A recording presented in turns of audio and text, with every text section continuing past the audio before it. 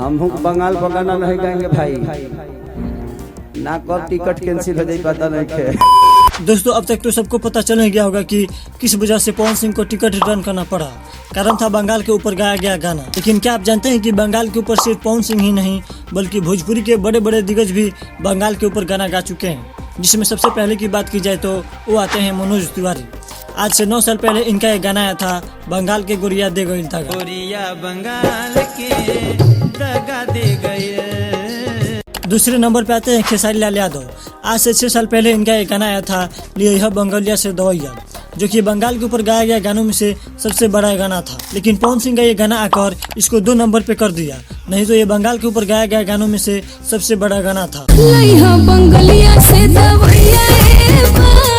तीसरे नंबर पे आती है अक्षरा सिंह। इनका 2 साल पहले एक गाना आया था, दोस्त नहीं खे बंगलिनिया के। लेकिन एक मिनट, कहा जा रहा है कि पवन सिंह जिस टिकट से लड़ने वाले थे अब उस टिकट को अक्षरा सिंह को दिया जा सकता है। लेकिन मुझे तो नहीं लगता कि वो टिकट अक्षरा सिंह को मिलेगी। चुनाव की पहले की बात की जाए तो पवन सिंह अपने सारे बुराइयों को मिटाने में लगे थे ताकि अपोजिशन वाले कोई मुद्दा उठा न सके, और क्लियर भी कर दिए थे। केवल एक मुद्दा दिख रहा था पवन सिंह और ज्योति सिंह की तलाक को लेकर, लेकिन पवन सिंह ने उसे भी सुलझा दिया था।